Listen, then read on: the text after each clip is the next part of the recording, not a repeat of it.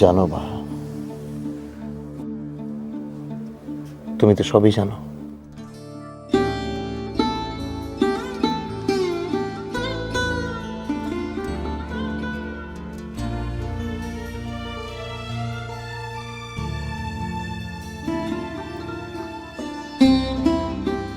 কেন বা, কেন বাধা দাও আমাকে? কেন বারবার আমাকে বাধা দিয়ে দূরে সরিয়ে রাখো বা? ভয়তে। ভয়ে? কিসের ভয় বা? মু যদি আর থাকতে টলা পারি এই পৃথিবীতে একটু মানুষের পড়তেই তো মোর লোকটা আনছিল।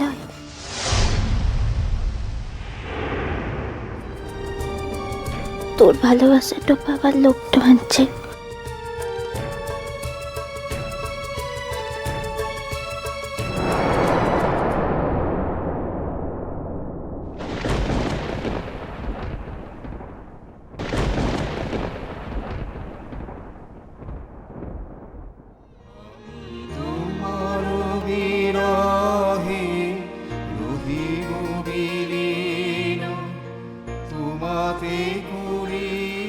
প্রাণ, তুমি আমার প্রাণ।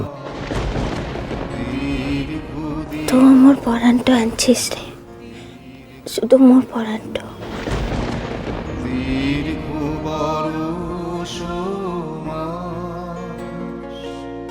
যদি আরো পারে ভালোবাস।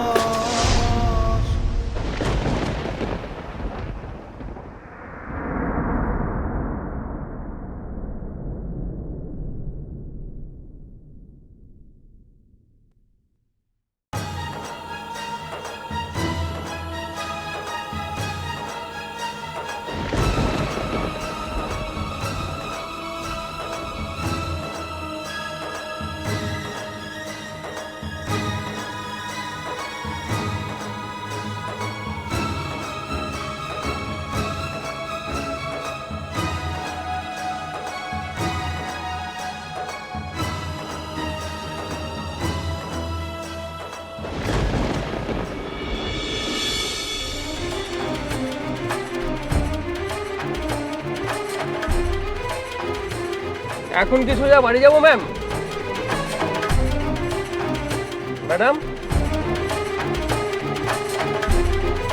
হ্যাঁ সোজা বাড়ি? জানি না। হ্যাঁ,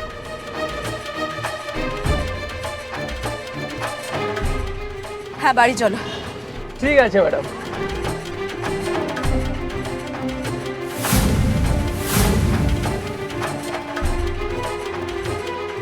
জানি না, সত্যি জানি না আমি কোথায় যাব। যদি অনেক অনেক দূরে চলে যেতে পারতাম। হে ঈশ্বর, আমি তো তোমাকেও ভালোবাসি ঈশ্বর, তুমি কেন আমাকে এত কষ্ট দাও? কেন কেন কেন ঈশ্বর?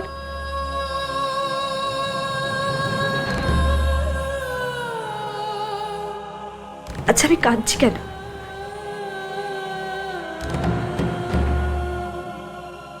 কেন কাঁদছি আমি? যা দেখেছি তাই তো স্বাভাবিক, সেটাই তো হওয়ার কথা। তবু কেন আমার ভেতর থেকে এত কান্না ঠেলে আসছে?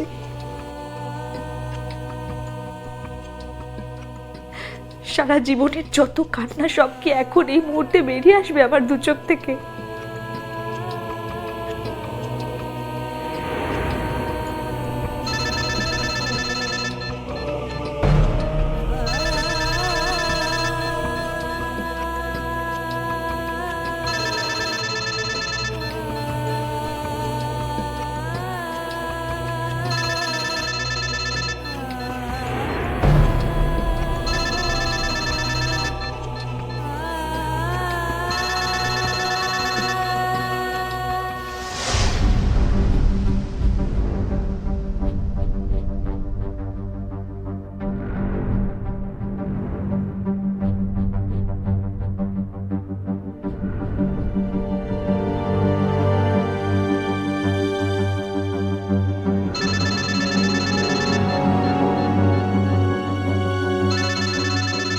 ম্যাডাম, আপনার ফোন বাজছে।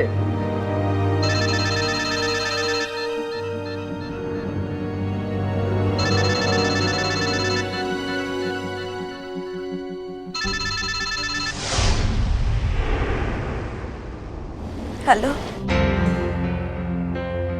হ্যালো, হ্যালো, হ্যাঁ বলুন। একটু আসা সম্ভব নাকি? কখন? এখনই। এখনই?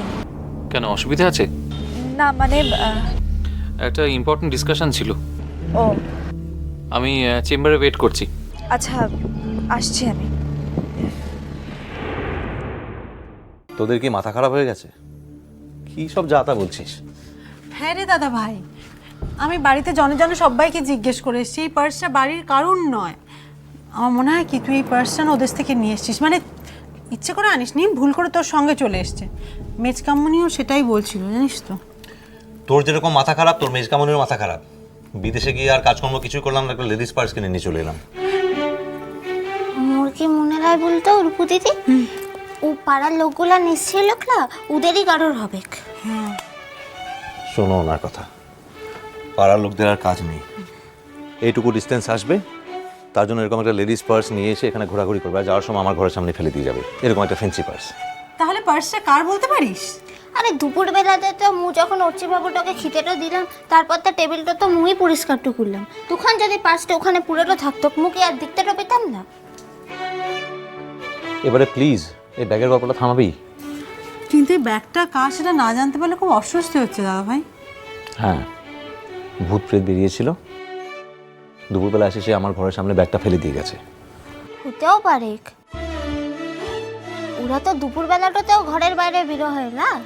হ্যাঁ, আর আমাদের বাড়িতে তো একটা পোষা ভূত আছে, সে আবার দুপুরবেলায় শুধু নয়, দিন রাত যখন তখন 24 ঘন্টায়।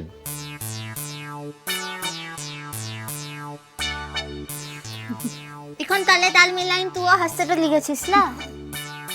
ঠিক আছে, মু ভূত আনছি তো আনছি, কাউকে সেটা ভুলার কোনো দরকার নাই। এই কোথায় যাচ্ছিস, কোথায় যাচ্ছিস? দাঁড়া, এখানে চুপটি করে দাঁড়াবি।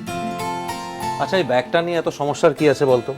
যার ব্যাগ কখনো না কখনো ঠিকই খুঁজে নিয়ে যাবে। আমার কি মনে হয় বলতো দাদা ভাই, কি? এটা তো ডিসেম্বর মাস চলছে, কয়েকদিন বাদে 25th, কয়েকদিন বাদে থেকে তো সান্তা ক্লজ বাড়িতে বাড়িতে ঘুরে বেড়ায় না ক্রিসমাস গিফট দেওয়ার জন্য বাচ্চাদেরকে। তো আমার মনে হয় সান্তা ক্লজ এটাও আমাদের বাড়ির বাচ্চাটাকে ক্রিসমাস গিফট হিসেবে দিয়ে গেছে, তাই না? হতেও পারে। আচ্ছা, মুখে খেপাইছিস তো? ঠিক আছে, ও সবটা তুলে নিব। বাহ, কি বটে? ব্যাগটা খুলে দেখেছিলে? পরের ব্যাগটাতে হাতটা দিতে লাই। হ্যাঁ, অন্য সময় দিতে নেই, কিন্তু এই সময় দিলে কিছু ক্ষতি হবে না। তার মানে বলছিলাম যে যদি ব্যাগটা খুলে একবার দেখো, ভেতরে যদি কোনো জিনিস থাকে, কোনো কার্ড টার্ড, সেখানে নামও লেখা থাকতে পারে, তখন জানা যাবে যে ব্যাগটা কার। এটা তো ভালো বুদ্ধিটা আনছে। হি,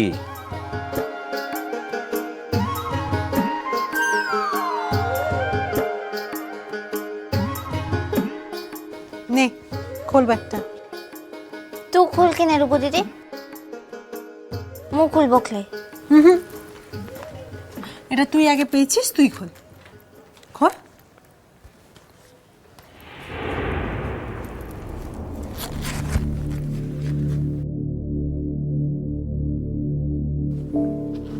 কিরে, কিছু পেলি? কি?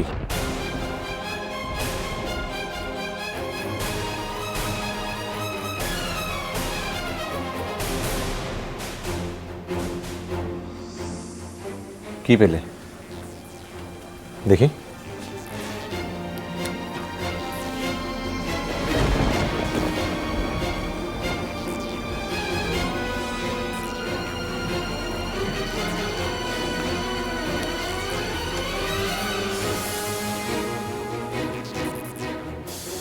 মন এসেছিল। কখন? আর কারোর সঙ্গে দেখা না করে চলে গেল হঠাৎ।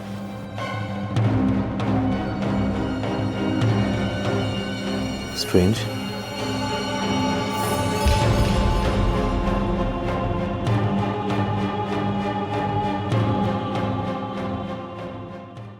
আমি যদি জানতাম যে আপনার এতটা শরীর খারাপ তাহলে সরি, আমি কিছুতেই রাখতাম না আপনাকে। আমি কি আপনাকে বলেছি যে আমার শরীর খারাপ? সব কথা কি মুখে বলতে হয়? তাহলে অন্যান্য অনুভূতিগুলোর তো কোনো দরকার থাকতো না। মিষ্টি কুটু মিষ্টি কুটু মিষ্টি কুটু